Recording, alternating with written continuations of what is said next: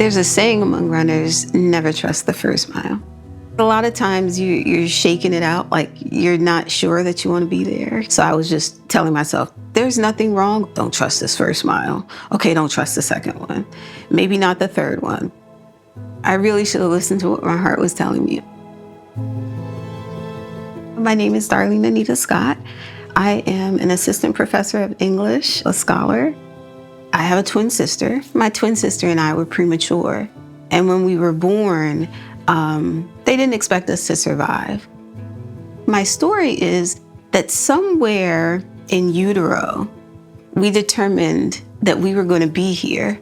I'm a miracle. That's my story, and I'm going to stick to it. In many ways, running has become part of my personality. I love that quiet time where there's nothing but you and the asphalt. I loved running and running far. One day, I went out for a run, and I knew something was off. The first time I felt it, I was like, oh, you just need to work out more. You'll be fine. So I pushed, and I could barely make it through the first mile. My initial feelings were that it was related to conditioning and perhaps that I was doing too much. I was doing my creative projects. I had been promoted at my job, and I was also training to be a personal trainer, and I was teaching a fitness class. We say never trust the first mile. Well, now it was going beyond the first mile, and it was like the first 3 miles. But I did know to address it with my doctor. I called her and I told her, I'm having these issues. My PCP, she knew my lifestyle.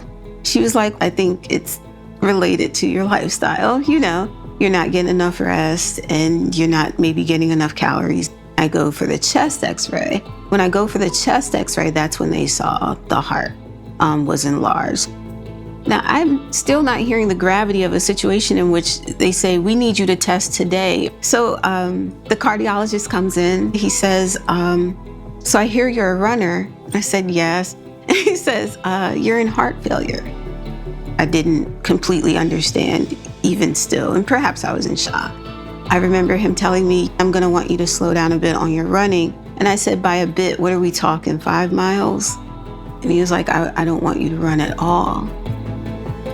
How do you tell parents that their child is facing something this serious? I felt very supported.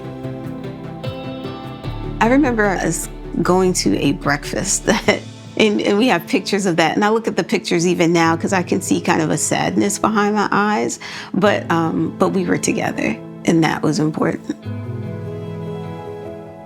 Initially, I'm given medication, and we're trying to figure out why this stuff is happening. And while we're figuring it out, we realize with those rhythm problems that I'm in danger of cardiac arrest. So I get what's called a life vest. A life vest is an external ICD, or an external defibrillator. And I named it Selah. So Selah was my sidekick. When I took her off, I said, thank you for everything you've done. I got my ICD implanted, and that was a really exciting time for me because I knew that I was on to another chapter, and that this chapter, it felt like a victory. And when we came out of surgery and I was able to get up, we danced. In my hospital gown, we did a dance. About 2 weeks after that, I was cleared to run. It was a beautiful day. I remember it was July. I loved the sweat. I loved the sun. I loved the asphalt. It was just everything. Everything about that run is one of the best runs that I've ever had. A full celebration of life, of being alive. Upon diagnosis, I was just looking for any support from anywhere. AHA was an obvious one, you would think, but it wasn't obvious to me because I had never had any real connection to heart disease. Just through researching, looking for support systems, resources were available, AHA, and I found the Passion Committee. My story it just feels like a story. It didn't feel important. It didn't feel significant. I'm a person who happened to get diagnosed and happened to be a runner. That's the way I saw it. And I thought there's somebody out there right now who's being diagnosed, and they're thinking, there's nobody else out there like me. And we need a louder voice to talk about heart disease, about not just prevention, but also management once you're in the condition. Every day there's something new to learn. I've learned it's important to know your baseline, to know your normal. I've learned to be very grateful for even the small things. One foot in front of the other, and it doesn't matter how slow you go.